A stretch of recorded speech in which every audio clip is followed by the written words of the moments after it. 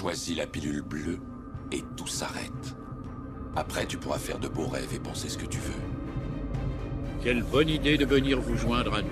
C'est vous qui allez créer le monde du rêve. Faut parfois savoir courir avant de savoir marcher. Bien sûr, car il faut se perdre pour trouver ce qui est introuvable. Une vraie réussite, j'ai dépensé sans compter. Je veux apprendre tout sur tout. Voilà ce qui va se passer. Choisis la pilule rouge, tu restes au pays des merveilles. Et on descend avec le lapin blanc au fond du gouffre. Bonjour à tous et bienvenue dans Pilule Rouge, l'émission dans laquelle on parcourt le pays imaginaire de la science-fiction pour en explorer le côté scientifique. Et aujourd'hui, c'est un épisode un peu spécial puisqu'on n'est pas n'importe où. On est à la bibliothèque du campus Technolac de l'université Savoie-Mont-Blanc en présence d'un public d'étudiants. Cet épisode a été préparé avec l'US Biologie, l'association étudiante des sciences de la vie de Chambéry, et il s'inscrit dans le cadre du Tour des sciences, un événement organisé par la FNEB, la Fédération nationale des étudiants en sciences exactes, naturelles et techniques. Et pour cet épisode en public qui portera sur la représentation des sciences au cinéma, je suis évidemment accompagné de mes acolytes de toujours, Angélique et Noé, mais j'ai aussi le plaisir d'accueillir Richard Taillet, directeur de l'UFR Sciences et Montagnes. Bonjour Richard Taillet. Bonjour. Alors, pour vous présenter brièvement, avant de rentrer dans le vif du sujet, vous êtes enseignant-chercheur en physique à l'université Savoie-Mont-Blanc. Vous faites de la recherche en astrophysique au LAPTH, le laboratoire d'Anne Silvieux de physique théorique. Et vous êtes, comme je l'ai dit, directeur de l'UFR Sciences et Montagnes depuis 2021. Et si on vous a invité aujourd'hui, c'est aussi parce que vous faites de la vulgarisation à travers diverses conférences et aussi qui sont repostées sur votre chaîne YouTube. Est-ce que vous voulez corriger ou ajouter quelque chose ? Ah non, c'est parfait, j'ai jamais été aussi bien présenté encore. Ah bah parfait alors. Parfait. Et donc, comme je l'ai dit, dans cet épisode, on va s'intéresser à la manière dont les scientifiques et les sciences sont représentés au cinéma. Et pour commencer, j'aimerais savoir, c'est quoi votre rapport à la science-fiction ? Est-ce que vous en consommez beaucoup ? Oui, mon premier rapport, c'est un rapport de lecteur, effectivement. Depuis que je suis tout petit, j'ai commencé par lire ça et j'en lis vraiment beaucoup. Et effectivement, quand j'ai commencé à faire des activités de vulgarisation de manière plus poussée, c'était assez naturel de mêler ça du coup à ma spécialité, à la physique. Effectivement, vous l'avez dit, je fais de l'astrophysique et c'est quand même un domaine qui se mêle assez facilement à la science-fiction. Donc c'est venu naturellement et aujourd'hui, j'ai effectivement aussi cette approche d'apporter un regard de scientifique et de physicien sur la science-fiction que je consomme par ailleurs. Ouais. Ok, d'accord, ouais, donc un gros consommateur. Et vous, Angélique et Noé ? Moi, je m'y suis mis assez tard à la science-fiction. Moi, je lis assez peu de science-fiction, mais je regarde beaucoup le cinéma et aussi les séries. Donc, c'est surtout par là que je consomme ce contenu. Et j'aime beaucoup. Et moi, enfin, un petit peu pareil. Là, moi, de base, je suis plus de l'équipe Heroic Fantasy, donc tout ce qui est Seigneur des Anneaux, etc. Mais après, j'aime aussi beaucoup regarder de la science-fiction, comme Angélique, plutôt côté cinéma et série. Après, ce que je préfère, je pense, dans la science-fiction, serait plutôt tout ce qui est vision du futur. Voilà, tout ce qui est univers de Mad Max, dystopie, etc. Alors moi je consomme énormément de science-fiction, notamment à travers le cinéma, parce que je suis un gros fan de cinéma, donc je vois beaucoup de films et donc de ce fait beaucoup de films de science-fiction également, un peu de toutes les nationalités également, quelques SF françaises et italiennes notamment qui sont très sympathiques. Et voilà, et sinon j'en lis assez peu par contre. On va pouvoir rentrer dans le vif du sujet et pour commencer on va essayer de voir comment les scientifiques sont représentés dans le cinéma et je crois que c'est toi Angélique qui va nous en parler. Oui. Alors, au cinéma, les scientifiques ont toujours été représentés sous des formes diverses, chacune reflétant les perceptions et les idéaux de la société à différentes époques. De l'intrépide explorateur des mystères de l'univers au savant fou manipulant les forces de la nature, les archétypes de scientifiques ont captivé l'imagination des lecteurs et des spectateurs depuis des siècles. Tout d'abord, on a l'explorateur curieux et téméraire. Il incarne l'idée romantique du scientifique, comme un aventurier intellectuel avide de découvrir les secrets cachés de l'univers. Des personnages charismatiques tels que le Dr Indiana Jones dans les films éponymes illustrent cette vision du scientifique comme un héros intrépide prêt à affronter l'inconnu au nom de la connaissance. Ensuite, nous avons le précurseur, le scientifique souvent représenté comme un penseur en avance sur son temps, défiant les conventions établies et luttant contre l'ignorance de la société. Un exemple classique, c'est le Dr Frankenstein de Mary Shelley, dont la quête de comprendre et de défier la mort le conduit à créer la vie artificielle. Ce type de personnage, à cheval avec l'archétype du savant fou, soulève des questions éthiques profondes sur les limites de la société et de la moralité. Le savant fou, d'ailleurs, il incarne le scientifique obsessionnel, prêt à tout sacrifier au nom de ses découvertes, comme le docteur Emmett Brown de Retour vers le futur. Il illustre parfaitement cette dualité entre le génie créatif et le déséquilibre mental. On peut aussi trouver des scientifiques plus réalistes, dont la représentation est ancrée dans la réalité, dépeignant le quotidien souvent peu glamour de la recherche scientifique. Un personnage comme le docteur Alan Grant dans Jurassic Park offre un portrait plus authentique de la vie de laboratoire et des contraintes financières notamment, auxquelles sont confrontés les scientifiques dans leur quête de savoir. Et pour terminer cette liste non exhaustive, je voudrais évoquer mon archétype préféré, l'intellectuel décalé. Il est souvent représenté comme un excentrique, étrange, voire comique. Je pense évidemment au docteur Sheldon Cooper de The Big Bang Theory. Son génie est souvent accompagné de comportements socialement maladroits, offrant une perspective humoristique, voire moqueuse, sur le monde de la science.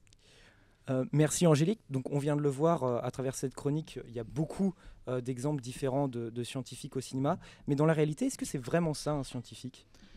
Alors, il y a autant de scientifiques de type que de gens, en fait. Et là, effectivement, vous avez bien décrit ce qu'on voit dans les films et dans les bouquins. Hein. Après, moi, je ne reconnais aucun. Enfin, c'est-à-dire que là, je ne pourrais pas mettre de nom de collègue. Peut-être le dernier, en fait, celui qui est un peu décalé, mais je pense qu'il y en a aussi chez les boulangers ou dans tous les métiers, quoi. Et c'est vrai qu'on a peut-être du mal à s'apercevoir à réaliser que les scientifiques, c'est des gens, en fait. C'est des gens qui font un métier, qui ont été formés à ça. Et ça ne demande pas, contrairement à ce qu'on croit, une personnalité spéciale. Alors, je pense que la raison pour laquelle on a ces personnages toujours très, très atypiques dans les fictions, c'est une fiction, ça essaye de raconter un truc intéressant. Un scientifique en soi, c'est pas intéressant. Enfin, je veux dire, ça n'a pas plus des raisons de l'être qu'encore une fois des boulangers ou d'autres métiers. Et on retient aussi des scientifiques, ceux qui ont marqué la science. Et souvent, le fait d'avoir marqué la science, ça a impliqué après d'avoir des vies particulières. Je pense à Albert Einstein, voilà, je vais prendre un des archétypes. Effectivement, c'était quelqu'un on va dire, d'à peu près normal, mais le fait qu'il soit devenu une icône scientifique, on a rajouté beaucoup de choses, et dès qu'il faisait un truc un peu bizarre, on le mettait en avant. Et regardez, même les scientifiques qui font des choses comme ça, on a la photo de lui qui tire la langue avec les cheveux en pétard, c'est celle qui est derrière, ouais. Oui, bah voilà, bon.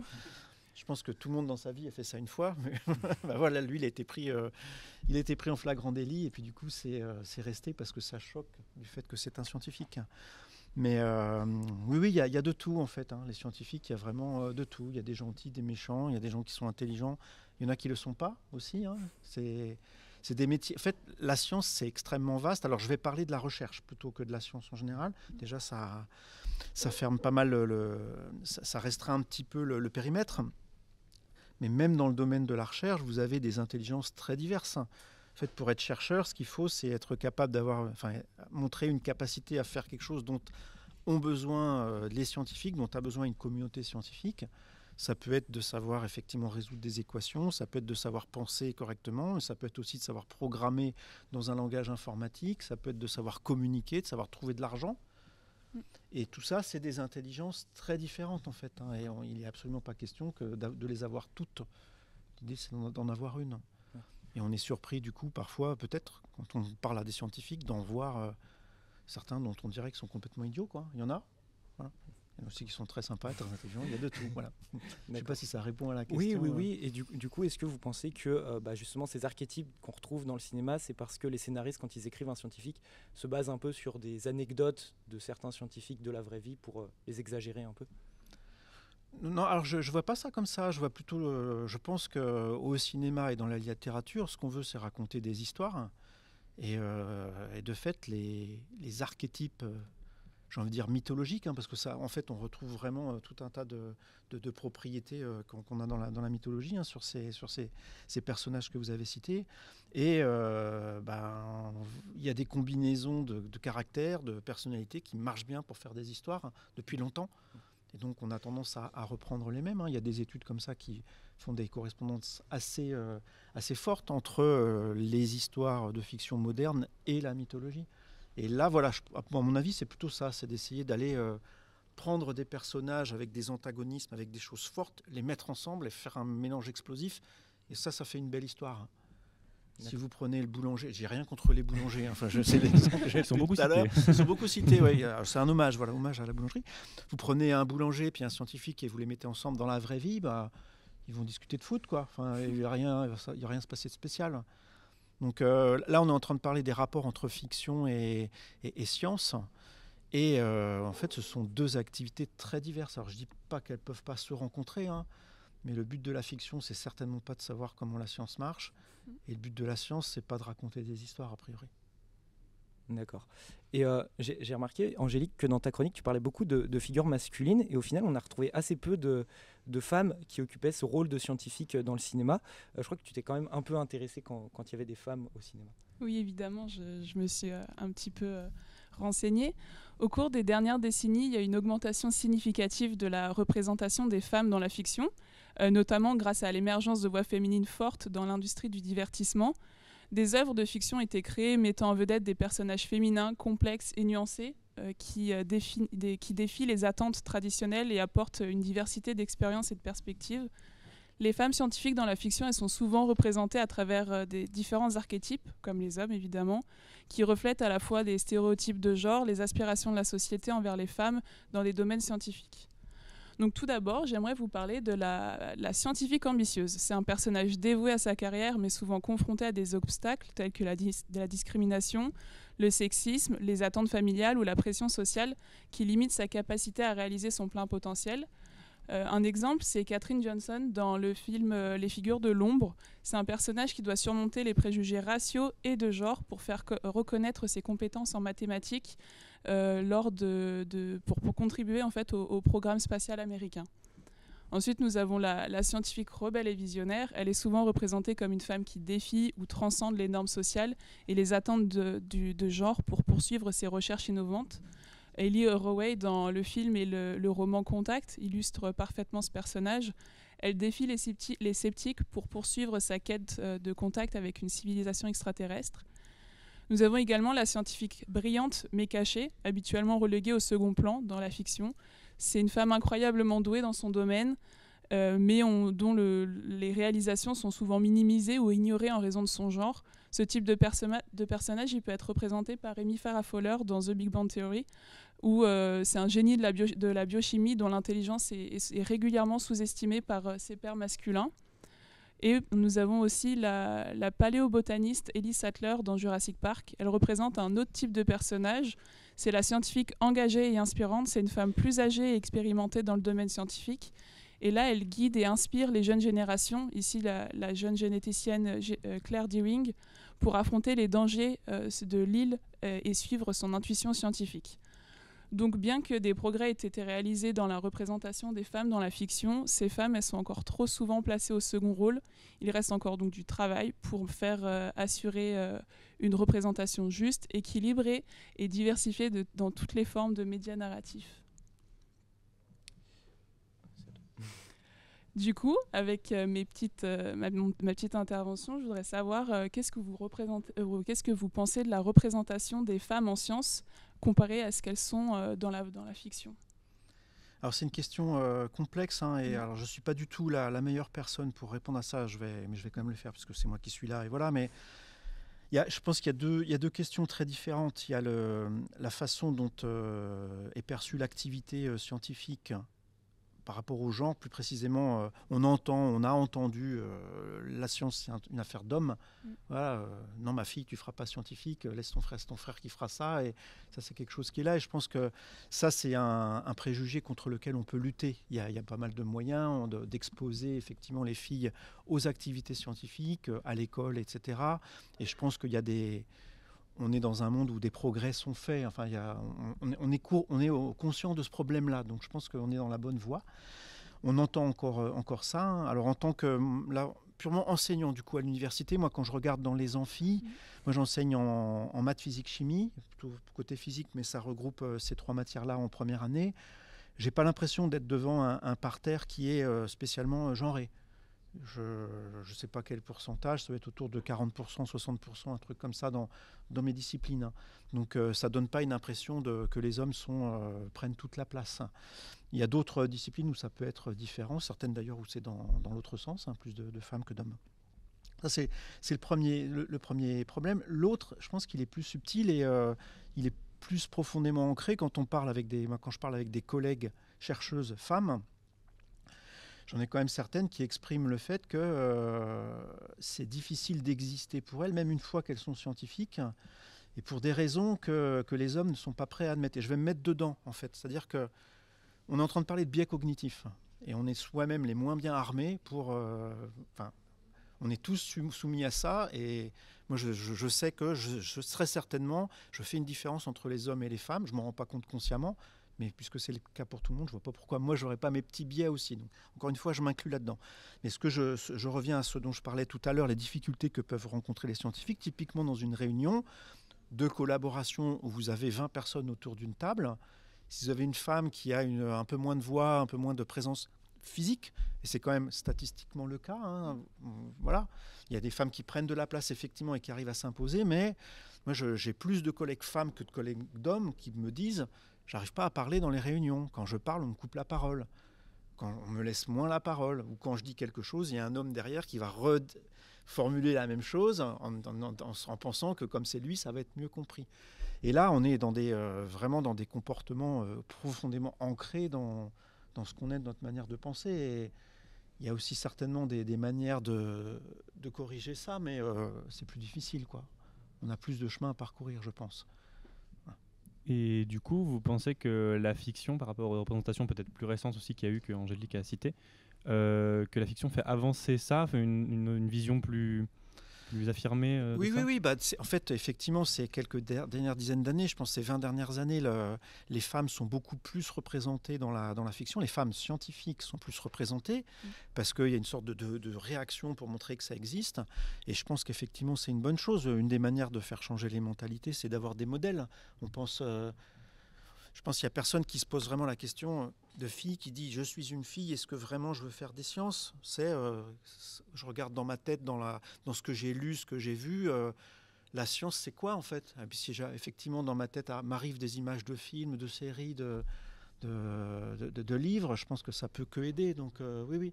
Donc il y a certainement une surreprésentation des femmes par rapport à leur place réelle dans les milieux scientifiques, mais c'est une excellente chose. Je pense que c'est une excellente chose. Et donc là on a un peu de temps. Donc, du coup, pardon, quand même pour réagir. Je disais que j'étais pas le mieux armé pour répondre à ça, et donc je veux quand même ressouligner qu'il y a en bas actuellement un stand de personnes dont c'est le boulot vraiment de s'intéresser à ces questions, et c'est à ces personnes-là qu'il faut aller parler en fait. Hein. Et du coup, vous m'avez posé la question, je vous ai répondu, mais c'est pas du tout les scientifiques qui savent le mieux si les femmes sont mieux représentées en sciences ou pas. C'est un métier en fait de quantifier ça et de corriger ça. Et c'est pas le nôtre. Enfin, c'est pas des physiciens qu'il faut demander ça. C'est des gens qui cherchent dans ces domaines-là. Oui, mais du coup, on s'intéressait. Vous, comme vous fréquentez le milieu de la recherche, on voulait savoir si vous côtoyez beaucoup de femmes ou ce genre de choses. Mais et du coup, comme là, on vient d'avoir à travers les deux chroniques d'Angélique, on a eu un assez grand panel d'archétypes en fiction. Mais est-ce que vous avez, vous, des personnes, enfin des véritables scientifiques qui ont un peu des personnalités autant couleurs, un peu comme on peut retrouver au cinéma? Oui, il y en a, hein, bien sûr. Et effectivement, vous avez des... mais c'est comme les hommes, en fait. Enfin, c'est pareil, il y a des femmes qui prennent beaucoup de place. Je ne vais pas donner de nom, je ne vais pas donner le moindre indice pour voilà, mais vous en avez effectivement, elles sont dans la pièce et c'est elles qui commandent, quoi. Des femmes fortes. Hein. Et vous en avez aussi qui sont beaucoup moins visibles. Et il y a vraiment de tout. Hein. De fait, dans les représentations qu'on a dans le grand public... Si vous demandez à des gens de vous citer une scientifique femme actuelle, je ne pense pas qu'il y en ait beaucoup qui vous trouveront un nom, en fait. On sort vite Marie Curie. Oui, mais bon, ça commence à dater, c'est dommage, parce que... J'avoue que là, on m'était intéressé. Là, je n'arriverai pas à en trouver là tout de suite. Pourtant, il y a eu une femme française qui a eu le prix Nobel de physique assez récemment. Oui. Et pourtant, j'arrive moi-même... vous regardez les médailles du CNRS, c'est un bon indicateur aussi. Et il y a un nombre... important de femmes. Après, je suis pas sûr que si on demande aux gens non plus de citer un scientifique actuel homme, ça c'est pas forcément plus facile non plus. Tout petit peu plus. C'est-à-dire que je pensais à certains, mais ils sont morts récemment, donc les Hubert Reeves. C'est ça, on en parle quand ils meurent, donc oui. Il y a Cédric Villani à travers son influence politique qui a eu beaucoup de représentations, mais c'est sans doute un de ceux qui revient le plus. Mais puis il y a Richard Taillet quand même. Richard Taillet aussi. Merci. Alors la perche était tendue depuis tout à l'heure. Et voilà. Non, mais alors on va maintenant On va maintenant élargir un peu le sujet en parlant non plus seulement des scientifiques, mais aussi de la représentation des sciences dans le cinéma, à commencer par la démarche scientifique qui est parfois représentée dans certains films. Et toi, Noé, tu t'es un peu penché sur le sujet. Tout à fait. À travers le film Premier Contact donc, de Denis Villeneuve. Donc Premier Contact, ou Arrival en VO, c'est un film sorti en 2016 réalisé par Denis Villeneuve, un réalisateur que vous connaissez peut-être puisqu'il vient de sortir un film tout petit qui s'appelle Dune partie 2. De quoi ça parle ? 12 mystérieux vaisseaux extraterrestres arrivent à différents points du globe et pour une fois, c'est pas pour nous exterminer. Non, là ils arrivent et ils font rien. Les humains essayent donc d'établir un premier contact pour comprendre leurs intentions et la raison de leur venue. C'est là que débarque Louise, interprétée par Amy Adams, experte en linguistique comparée et en traduction. Sa mission, c'est déchiffrer le langage des mystérieux heptapodes qui s'expriment par des sons étranges et surtout par des projections d'encre sur la vitre du vaisseau. Autant vous dire que Louise va légèrement galérer. Si j'ai choisi de vous parler de Premier Contact, c'est parce que je trouve que c'est un des rares exemples d'illustration d'une forme crédible de démarche scientifique au cinéma. Dans de trop nombreuses productions, la science est une toile de fond, un moyen de faire sérieux. Dans Premier Contact, l'enjeu majeur de l'histoire et l'objectif des personnages, c'est de comprendre, et donc de mener un protocole expérimental, tester des hypothèses, essayer de tirer des résultats. Voyons un peu comment s'en sort notre pauvre Louise dans ce bourbier en détaillant sa méthode. Quand on lui demande de traduire un premier enregistrement des aliens, elle commence immédiatement par dire « je ne sais pas », ce qui est plutôt un bon réflexe en science, et à poser plein de questions. C'est la première étape, se retrouver face à une question sans réponse et en poser à son tour pour trouver une piste de réflexion. Sa première rencontre avec les heptapodes lui permet de formuler sa première hypothèse, une étape clé de la démarche scientifique. Donc, sa première hypothèse, c'est « les visiteurs utilisent peut-être une forme d'écriture ou de communication visuelle ». Elle essaye donc de vérifier son hypothèse en écrivant « humain » sur un panneau pour observer la réaction des aliens. Et bingo, elle reçoit une réponse sous la forme d'une projection d'encre formant un dessin circulaire. Après ce premier succès, elle développe sa méthodologie, apprendre la base du langage des humains aux mystérieux visiteurs par le biais de listes de mots. Son protocole expérimental est assez bien cadré. Toutes les 18 heures, donc c'est le temps nécessaire pour que l'oxygène soit renouvelé dans la pièce du vaisseau, elle énonce une liste de mots simples et enregistre les réponses des aliens. Rapidement, elle se rend compte qu'elle doit reconfigurer son cerveau, pour citer l'hypothèse de Sapir-Whorf qui est mentionnée dans le film, et elle se retrouve face à une espèce dont la façon de penser et de communiquer sont radicalement différentes de la sienne. Malheureusement, et comme les chercheurs du monde réel, Louise est confrontée aux priorités de ses commanditaires, en l'occurrence l'armée américaine. Eux, leur priorité, c'est d'où ils viennent et ce qu'ils veulent. Que les aliens puissent passer leur brevet des collèges, ça les intéresse pas trop. C'est là où Louise explique l'intérêt de sa méthode. Pour leur demander quel est votre objectif, qui est l'objectif des militaires, il faut être sûr qu'ils maîtrisent la notion d'objectif, de pronom personnel ou même la notion de question. Louise enregistre donc un grand volume de données, et ces données, vous le savez mieux que moi Richard, il faut les traiter. Peu à peu, elle parvient à maîtriser les rudiments du langage des aliens en construisant à partir de ces données un générateur de logogrammes, donc c'est les dessins des heptapodes, pour communiquer dans leur langage. Grâce à cet outil expérimental, elle obtient son ultime résultat, la raison de la venue des heptapodes, que je ne vais pas révéler ici, à un détail près qui me semble important. S'ils sont venus, c'est pour nous apprendre leur langage et leur façon de voir la réalité. Donc pour moi, le film illustre que c'est la pure connaissance, en l'occurrence le langage des heptapodes, qui est à la base de grandes avancées. Sans science, sans un travail long et méthodique, Louise n'aurait jamais pu comprendre le vrai sens de la venue des heptapodes. La seule étape de la démarche scientifique qui n'est pas vraiment illustrée par Premier Contact, c'est la publication des résultats du travail de Louise, même si on voit les conséquences sur sa vie personnelle.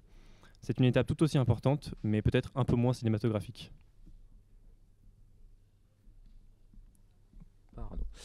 C'est à moi de reprendre. Oui, pardon, c'est à moi. Donc, est-ce que pour vous, l'exemple de Premier Contact, c'est un exemple pertinent de film sur un bon film de science-fiction qui parle à peu près bien de science ?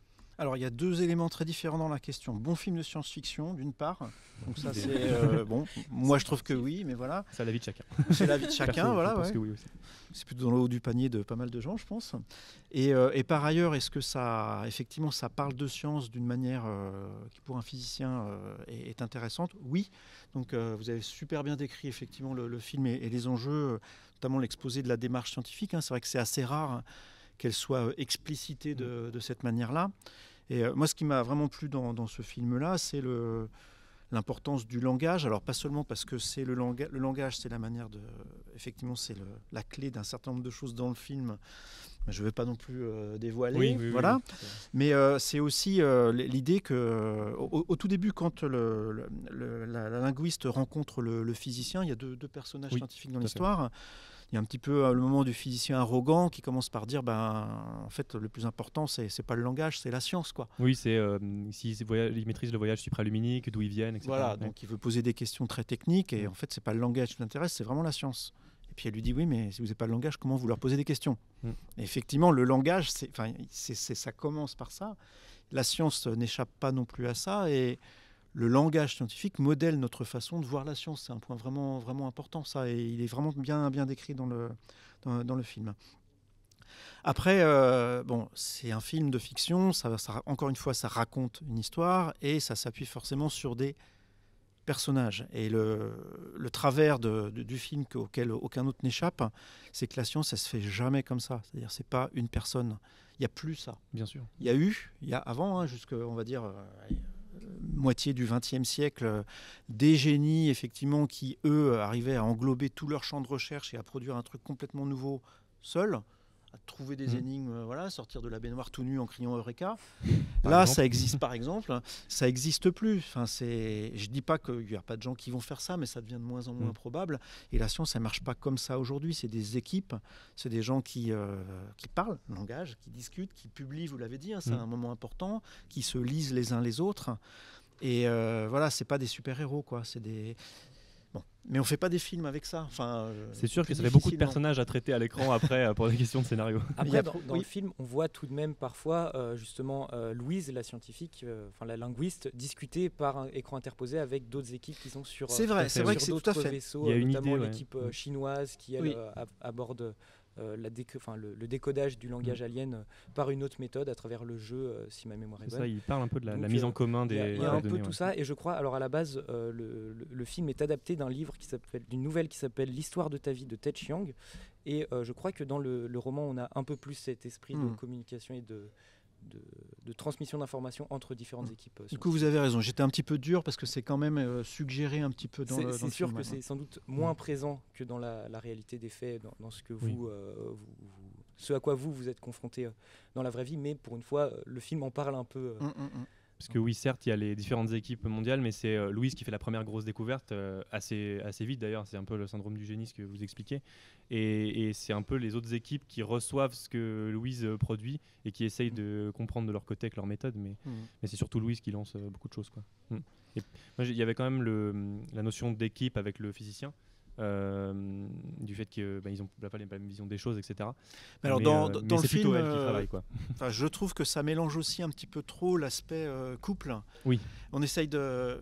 Parce qu'elle a son histoire personnelle aussi. Oui, ça reste une histoire, et puis donc il y a un homme, une femme, et forcément ça va finir par une histoire sentimentale. Et encore une fois, c'est une histoire, mais c'est un petit peu dommage de... Là, vous voyez, le genre, en fait, on n'échappe pas au genre, quoi. On parle de science, mais on a quand même envie que s'il y a un homme et une femme qui travaillent ensemble, ils vont finir dans le même lit. C'est un peu dommage. Je ne dis pas que ça n'arrive pas. Mais... C'est souvent le problème du cinéma, c'est qu'il faut toujours une histoire d'amour pour pouvoir attirer le spectateur, et on n'y échappe pas dans la science-fiction. Et c'est un peu c'est dommage des fois, parce que ça perd un peu...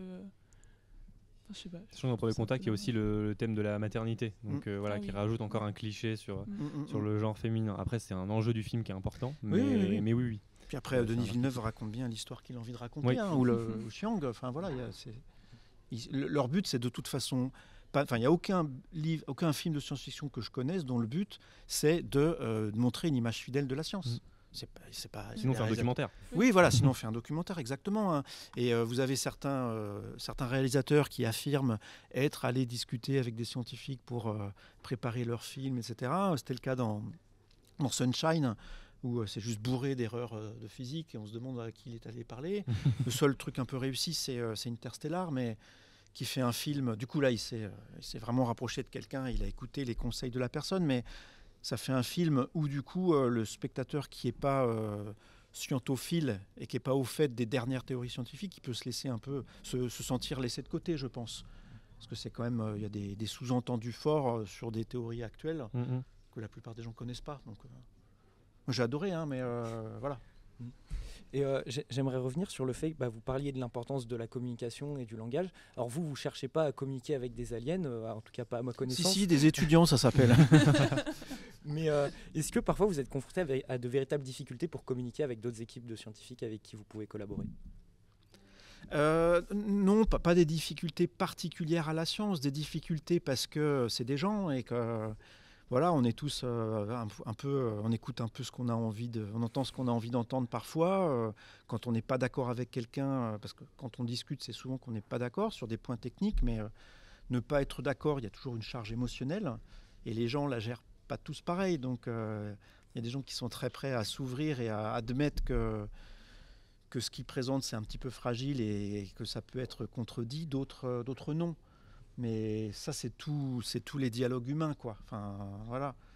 Et la science, c'est pas, on pourrait avoir tendance à voir ça à imaginer ça comme des échanges purement rationnels entre des gens qui mettent leurs hypothèses sur la table, on va les comparer, on va voir laquelle est la meilleure. Mais au bout du compte, c'est des gens, quoi.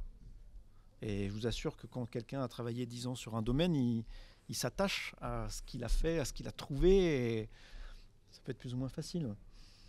D'accord.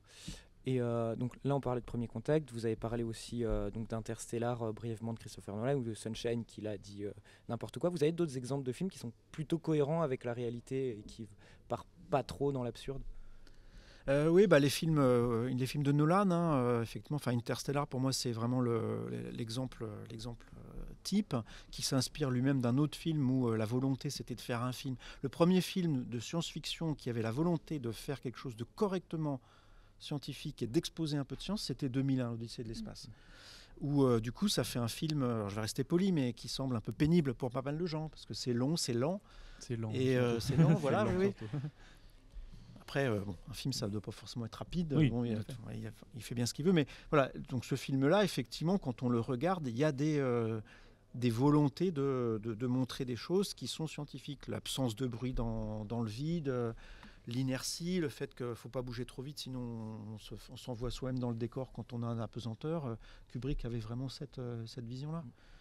Après, aujourd'hui, alors là, c'est plus dans le domaine c'est plus dans la fiction écrite. Vous avez quand même beaucoup d'auteurs de hard science-fiction qui s'attachent à rester vraiment le plus fidèle possible à la science. Et c'est pas rare que des scientifiques, que des écrivains de science-fiction contactent des scientifiques pour discuter de ce qu'ils écrivent. Est-ce que j'écris, c'est correct ou pas? Moi, ça m'est déjà arrivé, et ça arrivé à plusieurs collègues aussi. Et alors, je peux vous donner un exemple de livre, du coup, dans lequel ça, c'est vraiment poussé à l'extrême, où tout ce qui est physique est vraiment très réfléchi, c'est la série The Expanse. Elle a fait l'objet d'une série aussi, par les mêmes, d'ailleurs, c'est les mêmes qui ont écrit les livres et les films. Dans les films, il y a un petit peu plus de liberté, enfin dans la série, parce que on veut que ça soit visuel, et la réalité n'est pas forcément toujours très visuelle, mais dans les livres, c'est vraiment extrêmement bien expliqué. Il y a effectivement des points de physique subtils. En tant que physicien, on se régale, quoi. Je pensais aussi du coup à l'auteur de Seul sur Mars, dont j'ai oublié le nom, qui, je sais, avait fait ça, écrivait son livre en partie avec des internautes qui essayaient de lui conseiller pour la réalité des faits, bien que visiblement le film prend quand même beaucoup de liberté sur la réalité de la planète Mars. On s'y était intéressé un peu pour un autre épisode, je crois, et on avait vu que justement l'auteur essayait de trouver comment faire avancer son scénario de manière assez cohérente et scientifique, bien que par moment, pour qu'il y ait de l'action, il était obligé de partir oui, c'est à l'ouest. l'action, et puis il y a un arc narratif qui doit être conservé, et puis tout ça, c'est des œuvres artistiques ou de divertissement, mais le but, c'est effectivement de raconter des histoires, encore une fois. Et moi, les personnes avec qui j'ai pu discuter, des auteurs notamment, avec qui j'ai pu discuter, leur but, c'était de comprendre les contraintes, de comprendre la réalité, voilà, pour pouvoir à un moment choisir de s'en extraire, mais de faire le choix, de comprendre que voilà, à ce moment-là, je suis en train de dépasser, je fais un truc qui n'est pas possible, mais je le sais, et pour pas être pris en défaut, ou pour le faire d'une manière la plus correcte possible. Et voilà. Après, il y a des excellentes œuvres qui relèvent de la science-fiction, dans lesquelles il n'y a pas de science du tout. Enfin, je pense à Star Wars notamment. Oui, c'est un film de KPDP dans l'espace, Star Wars, et ça pose de problème à personne. Enfin, on peut le regarder, s'amuser, passer un bon temps. c'est plus de la fantaisie dans l'espace qu'un film vraiment de science-fiction, quoi. Ouais, alors la fantaisie, c'est elle-même, à mon avis, du KPDP, les films Déjà. de pirates dans l'espace. Et là, on va se battre parce que. Toi, Ah oui, d'accord. je suis plutôt Heroic On fera Fantasy. ça hors, C'est un autre hors épisode, micro, ça, hors c'est un autre micro, épisode. d'accord. Maintenant qu'on a parlé de Premier Contact et de la démarche scientifique, vous avez mentionné tout à l'heure des scientifiques, des personnages qui balançaient des théories récentes ou non qui existent. Et c'est un peu ce qu'on voulait aborder dans un petit jeu qu'on a préparé.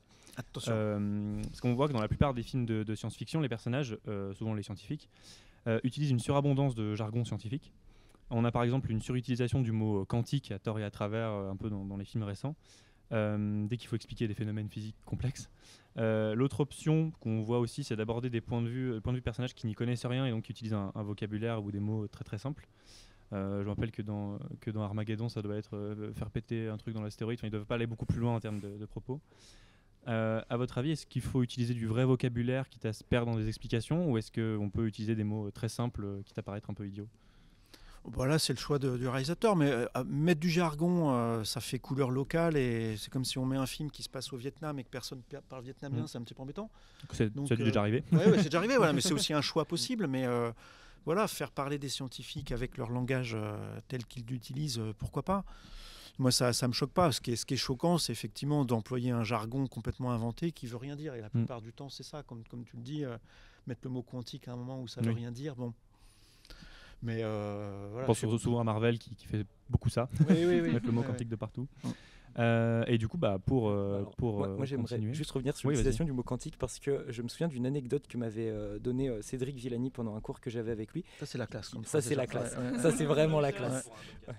Mais et justement, il nous disait, pendant un temps, pour avoir une thèse, on mettait le mot quantique dans le titre, et maintenant on met le mot intelligence artificielle. Est-ce que c'est un peu vrai, ou c'est un peu une exagération? Il y a des modes. Enfin, ça c'est clair qu'il y a des modes, des mots clés.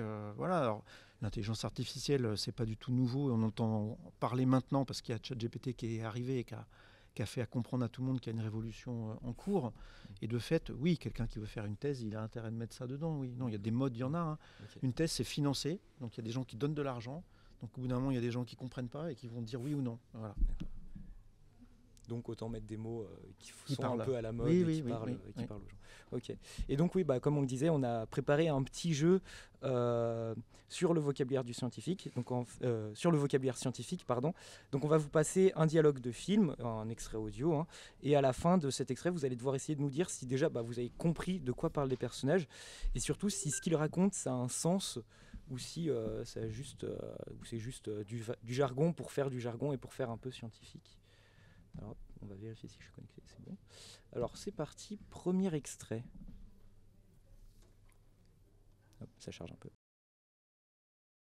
L'univers est constitué à 4% de matière telle qu'on l'entend, à 26% de matière noire et à 70% d'énergie noire, deux composants sur lesquels l'homme sait que dalle. En résumé, les gars, si on apprenait par cœur l'ensemble des connaissances humaines acquises à ce jour, on comprendrait toujours que 4% de l'univers. Ok, ouais, ça pourrait être un scientifique qui fait de la vulgarisation et qui dit ça, oui, ça correspond à quelque chose de très précis, les chiffres sont... Enfin, moi ça me parle, oui, ça c'est quelque chose... Je ne veux pas développer, enfin, on n'est pas là pour ça, mais... On peut. Ouais, non, mais effectivement, non, je pourrais paraphraser ce qui vient d'être dit. Dans l'univers tel qu'on le comprend aujourd'hui, une partie de matière noire importante, et la matière qui nous compose, il semble qu'elle ne constitue qu'une toute petite partie du total de l'univers, ouais. D'accord. Ça vient d'où ça du coup? Alors ça vient de la série Scorpion, okay. Une série américaine sur une équipe de génies qui essaye de résoudre plein de problèmes divers et variés, comme des séismes ou un astéroïde qui va s'écraser sur la planète Terre. Le quotidien, quoi. Le quotidien. Voilà, le quotidien, exactement. Il y a une centaine d'épisodes et tout le temps des scénarios improbables. On se demande comment on fait pour survivre. Par contre, du coup, il disait...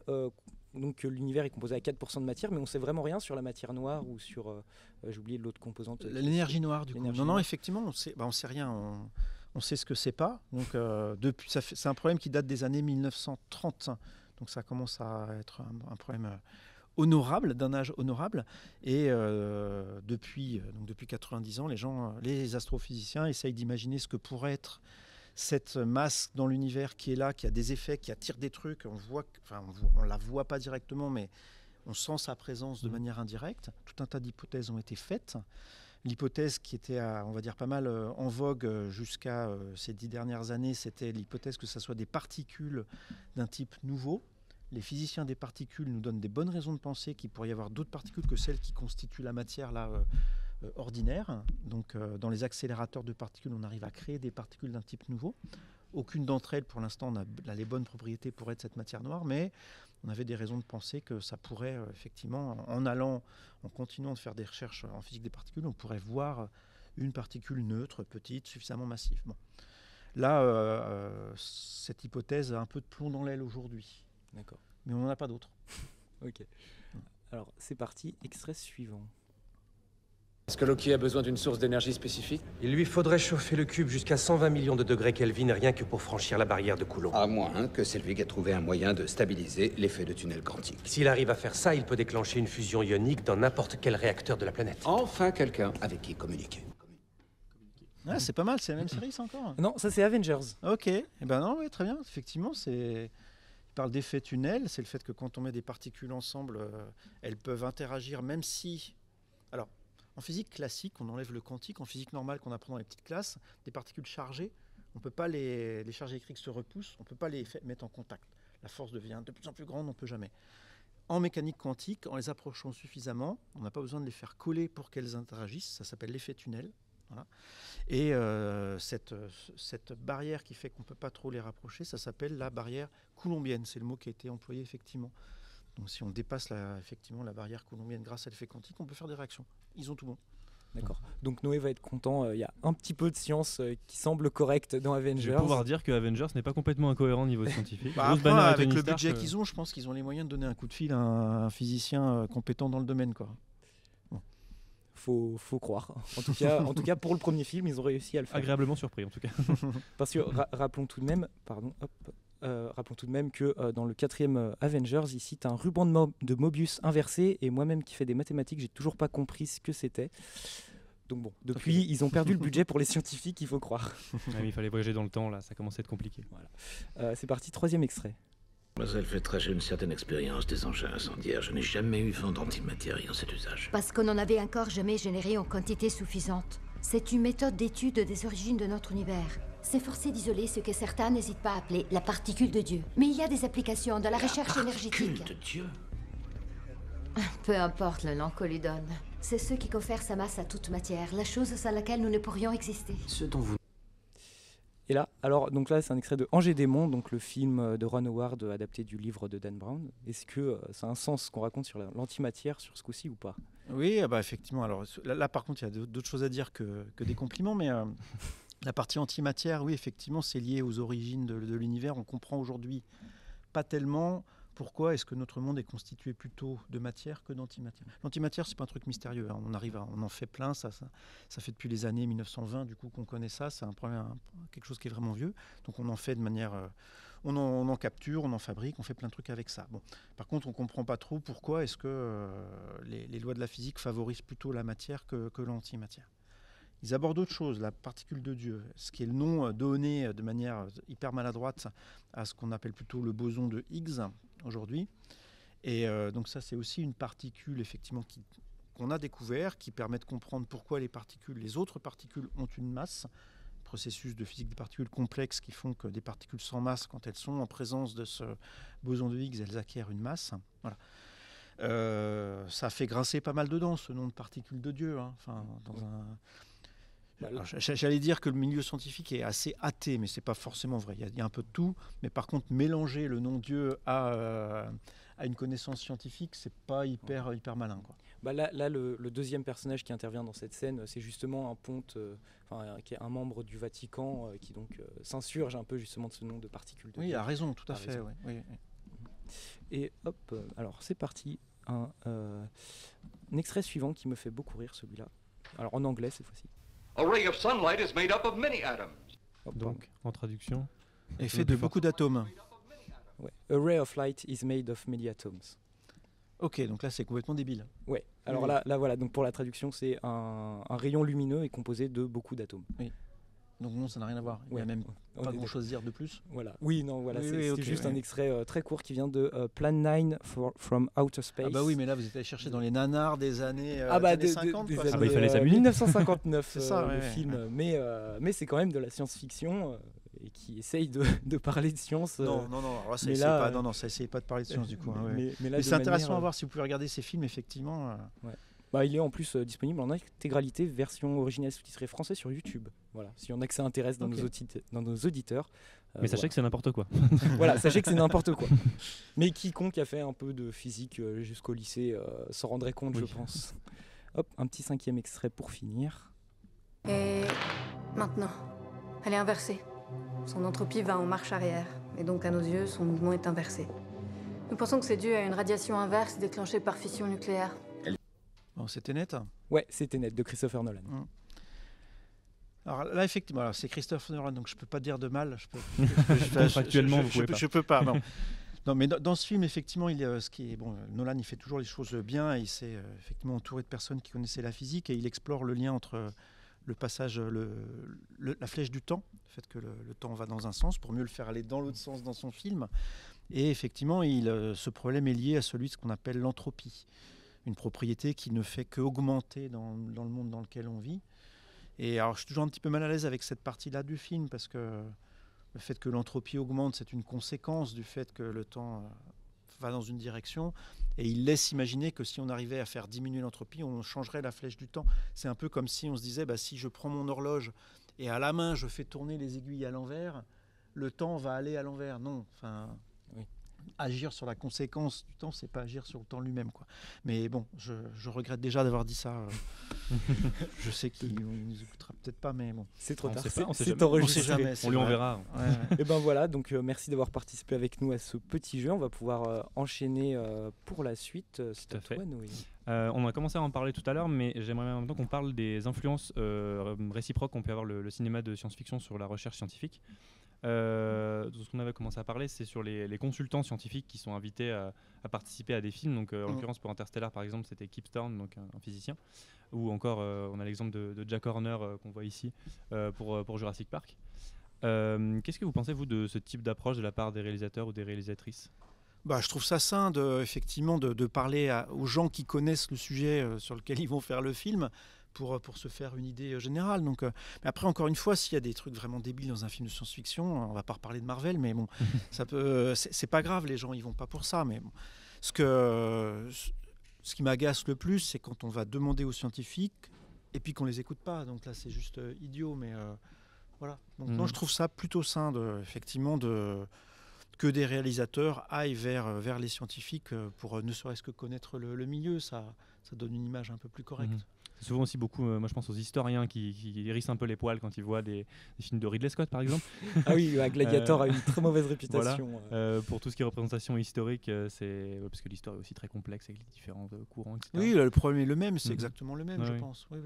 On veut raconter des histoires et pas faire de l'histoire quand on fait un film historique. Mais c'est vrai que le faire appel à des scientifiques dans des films ou des séries, de la part donc des scientifiques, c'est un moyen, c'est ce que un peu j'ai vu en faisant mes recherches. Pour les scientifiques, c'est un moyen de s'impliquer dans la production d'un film et essayer de s'assurer, si on les écoute, qu'on raconte pas n'importe quoi.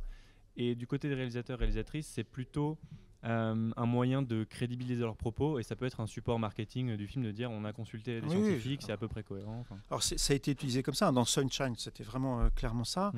Dans le cas de Interstellar, c'est un peu plus complexe, je pense, parce que je pense que vraiment Nolan, il a envie de comprendre le truc. On voit dans les films que son but, c'est de comprendre, puis après d'expliquer. Et le film Interstellar, il a, à mon avis, un énorme avantage, une qualité, c'est qu'il met le doigt sur le phénomène de dilatation temporelle.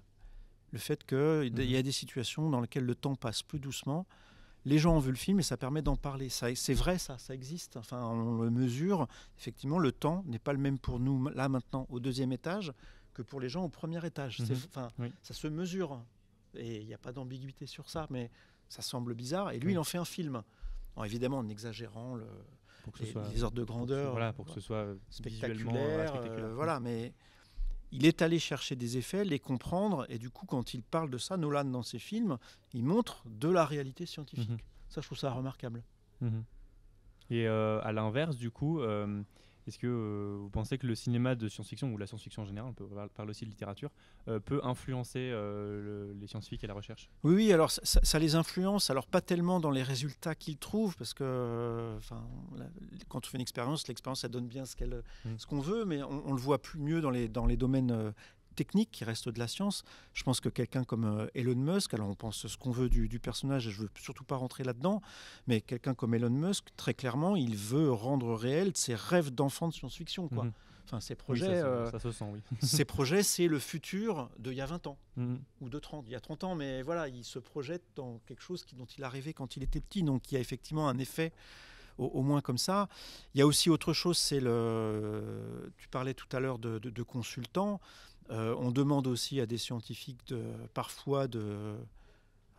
on demande à des auteurs de science-fiction notamment, d'imaginer ce que sera le futur pour permettre à des scientifiques de mieux s'y préparer. Donc je vais faire un petit peu de pub pour l'auteur que j'ai reçu ici dans ces mêmes murs il y a 3 mois, Sylvie Poulain, autrice de science-fiction, qui sort un livre là, qui participe à un recueil de nouvelles qui sort le 17 avril et qui s'appelle Amazonie spatiale. Et donc c'est un projet dans lequel tout un tas de personnes ont été réunies pour envisager ce que serait la conquête spatiale en 2075. C'est très précis, 2075. Et c'était commandité par des instances gouvernementales, voilà. Et il y a des scientifiques qui ont été mis dans la boucle, des auteurs. Ils sont allés en Guyane, à Kourou, voir le site de lancement. Ils ont fait tout un tas de conférences ensemble, quelque chose de très organisé, mais clairement on demande leur avis à des gens dont le pouvoir c'est d'imaginer, et on leur demande de jouer un rôle dans la construction du futur scientifique. Et puis ça peut être aussi, de ce que j'ai vu aussi, certains mots qui sont repris de la science-fiction. Alors on n'en est pas là, mais le mot téléportation par exemple n'est pas né de l'esprit d'un scientifique, mais d'une œuvre de science-fiction, peut-être d'un des nanars dont on parlait tout à l'heure d'ailleurs, qui a balancé la notion de téléportation, et après du coup les scientifiques s'y sont intéressés, et ce mot-là, c'est le mot qu'ils utilisent. Ouais, c'est un très bon exemple, aussi, effectivement. Et puis là c'est plus l'exemple visuel qu'on a, donc bon, pour ceux qui nous écoutent en podcast, vous ne l'aurez pas, mais peut-être qu'il y aura des petits extraits vidéo. Donc là c'est l'exemple d'un, alors certes pas un film de science-fiction comme on disait tout à l'heure, c'est l'exemple d'un poisson donc, qui s'appelle le Pecoltia gridoy, je vais y arriver, Pecoltia gridoy, qui a été nommé comme ça en l'image du personnage de Grido, donc un personnage de chasseur de primes dans le premier Star Wars. Voilà, donc on voit les similitudes physiques. Donc on a ça aussi beaucoup des scientifiques qui reprennent des éléments de fiction qui leur plaisent pour nommer les choses, bon, qu'il y a moyen de s'amuser un petit peu. Ah oui, bah ça c'est sûr qu'il y a moyen de s'amuser. Hein. Oui.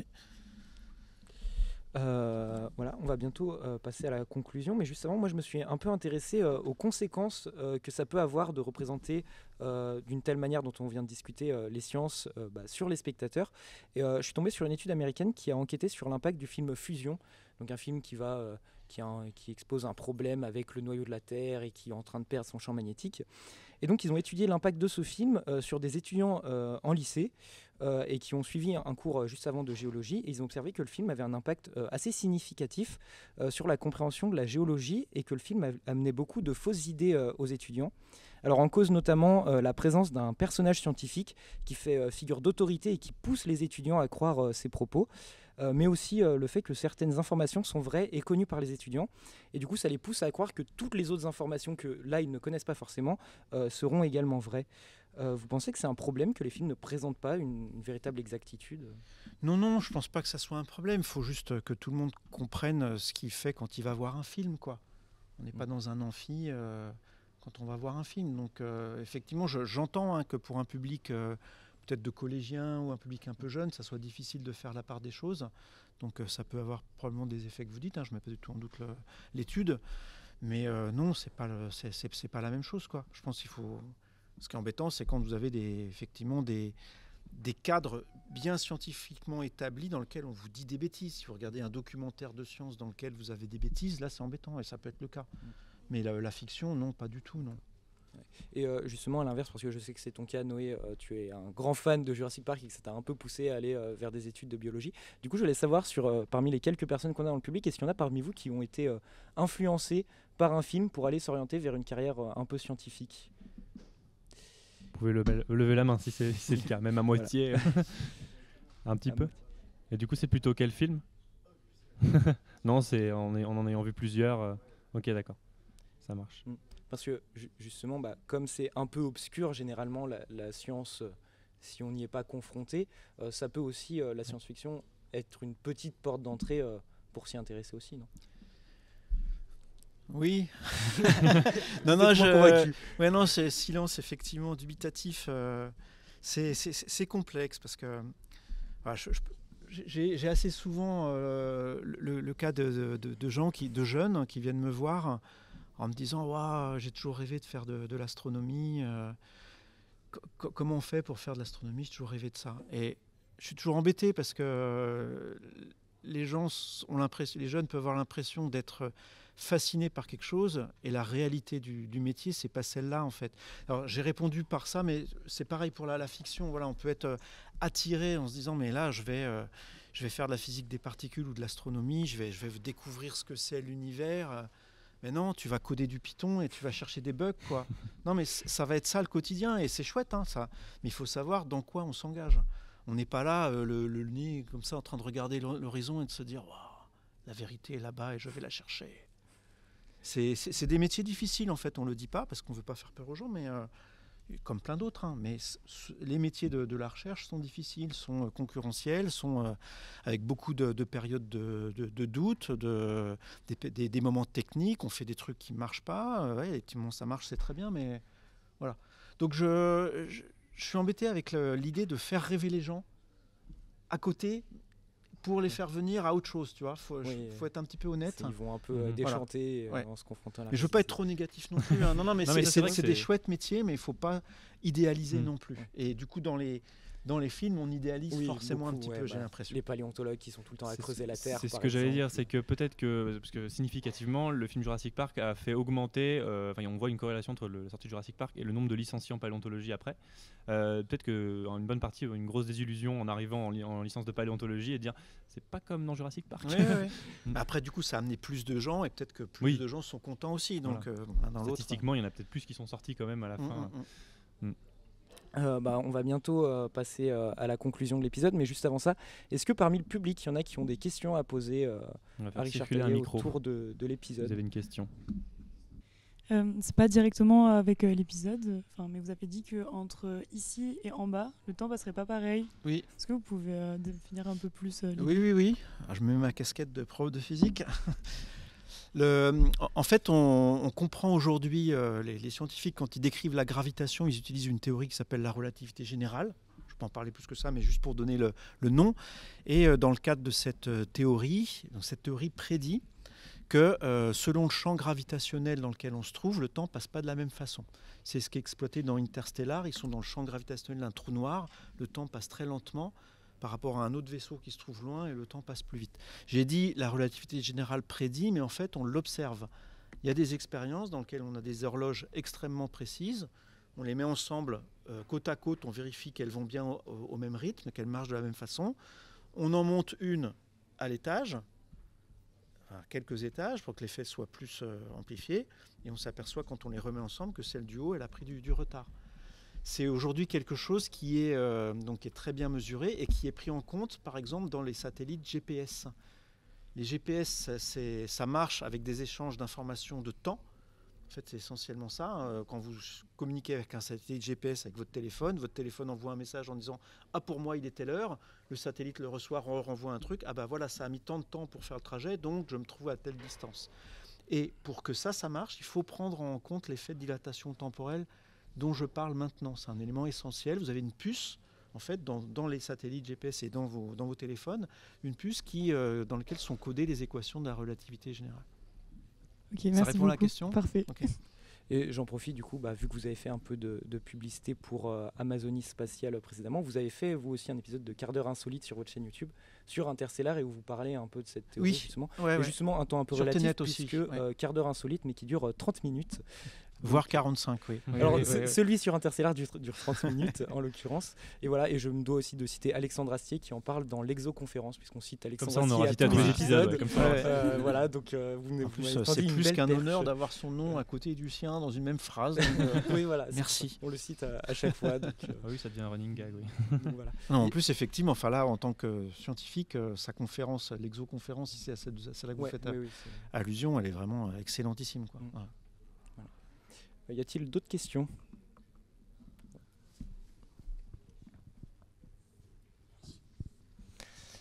J'aimerais savoir si il y a quelque temps j'ai vu le film Lucie de Luc Besson, sorti en 2014. J'aimerais savoir si vous l'avez vu et ce que vous en pensez. Il y a une théorie, donc c'est avec le scientifique dans le film joué par Morgan Freeman. Il avançait la théorie qu'il y avait différents niveaux de contrôle du cerveau humain. Je me souviens plus des chiffres, mais c'était par exemple un humain pouvait contrôler son cerveau, avait 1% ou 2% de son contrôle, et qu'est-ce qui se passerait si l'être humain pouvait contrôler 20, 30, voire 100% de ses capacités cérébrales. D'accord, alors je vais répondre dans l'ordre. Non, je ne l'ai pas vu, virgule, du coup j'en pense pas grand-chose du film lui-même, voilà, désolé. Et je ne connais pas la théorie que vous avez indiquée là, je vous indiquerai juste à être très prudent sur une théorie que vous auriez simplement vu exposée dans un film de Luc Besson. Voilà, et de ce que j'ai vu, en ayant vu des retours, etc. sur ce film, je crois que c'est du gros n'importe quoi, cette théorie des 10%. Je crois que c'est 10%. Ouais. On n'utilise que 10% de son cerveau. Ouais. Après, vous avez, pour ces questions-là, en cherchant un petit peu sur Internet, vous trouverez très certainement des gens qui discutent exactement de cette question-là. Hein, parce que dès qu'un film sort, et puis effectivement sort des théories comme ça un petit peu, on va dire, inhabituelles, voilà, vous avez toujours des gens qui les analysent et sans avoir vérifié, je suis quasiment certain que des gens l'ont fait pour ce film-là aussi. Quand je dis des gens, c'est des scientifiques qui travaillent sur ce domaine-là. Il me semble même, alors à vérifier, parce que c'est un vulgarisateur et pas un scientifique, Max Bird, il y a des années, avait fait une vidéo dessus, je crois. Ouais, un petit idée reçue. Donc je pense que c'est effectivement des bêtises s'il a fait une idée reçue dessus. Mais après, voilà, c'est à vérifier. Alors justement, je trouvais ça très intéressant, en fait, le fait... Par exemple, moi je ne suis pas du tout issu du milieu scientifique, tout ça. Je trouve ça vraiment extrêmement intéressant, la vulgarisation. Et justement, dans ce film-là, il y avait un rapport qui avait l'air possible, en tout cas. Le rapport l'humain avec le temps, je vais pas pouvoir vous réexpliquer ce que j'ai vu, mais le rapport entre l'humain et le temps, la relativité du temps, ça m'a assez bluffé dans le film. Voilà. Ouais, du coup, merci pour cette intervention vraiment intéressante, parce que effectivement, le danger, la vulgarisation, en fait, ça consiste à essayer de faire passer de la science en racontant des histoires. C'est ça, hein, et c'est un excellent moyen, effectivement, de raconter des histoires, en enlevant les côtés techniques et en racontant une histoire qui rende compte de ce qu'on sait. Mais le problème, c'est que de la fausse vulgarisation qui fait juste raconter des histoires en se basant sur rien, elle a l'air aussi plausible. Enfin, on peut vulgariser des trucs faux, en fait. On peut vulgariser des choses complètement fausses. Et donc, c'est vrai qu'en vulgarisation, il faut être extrêmement prudent sur les sources. C'est une question de confiance, hein. Faut écouter des gens en qui on a confiance. Voilà. Et la confiance, ça se gagne. Et quand on arrive dans un domaine, c'est pas forcément évident de savoir si on peut écouter la personne. Donc, il faut recouper les sources, en fait. Hein. Donc, si les sources sont pas indiquées, c'est que ça sent mauvais, en général. Merci en tout cas pour l'intervention. Y a-t-il une autre question ? Non. Et ben alors notre émission va toucher à sa fin, et juste avant de nous quitter, une petite question pour chacun d'entre vous. C'est qui votre scientifique de fiction préféré ? Je commence ? Comme si vous voulez. Allez. Bucaro Banzai. Ok. Bucaro Banzai. Vous savez qui c'est, Bucaro Pas Banzai ? Du tout. Eh ben vous chercherez. Voilà. Parce que c'est le moins plausible et c'est le plus fun. C'est le gars qu'on a envie d'être, quoi. D'accord, ok. Et plus fiction que science. Ah oui, carrément. Ok. Moi du coup je vais vous surprendre, mais c'est dans Jurassic Park. Si, ouais, je sais. C'est je pense Alan Grant, même si Ian Malcolm est aussi très très iconique, mais vraiment Alan Grant, je me rappelle vouloir être paléontologue avant d'avoir vu Jurassic Park, et ça m'a donné que plus envie d'être paléontologue. Bon, ça a foiré encore de route, mais voilà, je pense que c'est Alan Grant pour la griffe de raptor et pour traumatiser des enfants aussi. Et toi, Angélique ? Moi, je l'ai dit tout à l'heure quand j'ai présenté un petit peu tous les archétypes, c'est Sheldon Cooper. C'est de The Big Bang Theory. Il est très attachant et j'aime beaucoup ce genre de personnage très détaché de la réalité, qui ne comprend pas les sentiments des gens, mais qui essaye de faire des efforts et de s'entourer de gens qui tiennent à lui, et du coup je le trouve touchant et extrêmement intelligent aussi. Mais je pourrais t'en présenter des comme ça. Ah, donc il en existe. Voilà. Et bah moi, comme je fais des maths, je me devais de trouver un mathématicien, et bah, j'ai eu un peu de mal parce qu'il n'y en a pas beaucoup dans la fiction, il y en a beaucoup dans les biopics, mais assez peu dans la fiction. Et j'ai quand même trouvé Will Hunting du film éponyme, un excellent film avec Robin Williams, et, voilà, un très bon mathématicien. Voilà, avec plutôt des bonnes maths en plus dans le film. Ok. Voilà. Merci beaucoup Richard Taillet d'avoir échangé avec nous aujourd'hui, c'était passionnant. Merci à vous surtout de m'avoir invité, hein. C'était aussi passionnant de l'émission, puis j'ai apprécié que ça soit extrêmement préparé. On a pu discuter quand même en amont aussi de choses bien intéressantes, donc merci beaucoup. Oui, d'ailleurs merci beaucoup, je sais qu'on a eu des petits conflits pour se rejoindre, donc merci beaucoup pour tout ça. Merci également à la Bibliothèque universitaire du Bourget de nous avoir accueillis pour l'enregistrement, ainsi qu'à l'US Biologie pour nous avoir proposé ce super projet. Et merci à toutes les personnes qui sont venues dans le public et qui ont, pour certaines, posé des questions. Merci Angélique et Noé de m'avoir accompagné. C'est maintenant la fin de cet épisode. Comme vous l'aurez compris, le cinéma est parfois et même souvent à côté de la plaque concernant les sciences, mais certains films essayent parfois de se rapprocher un peu plus de la réalité. Et vous, est-ce que la représentation des sciences au cinéma vous hérisse les poils ou, n'hésitez pas à nous le faire... N'hésitez pas à nous le faire savoir sur les réseaux sociaux.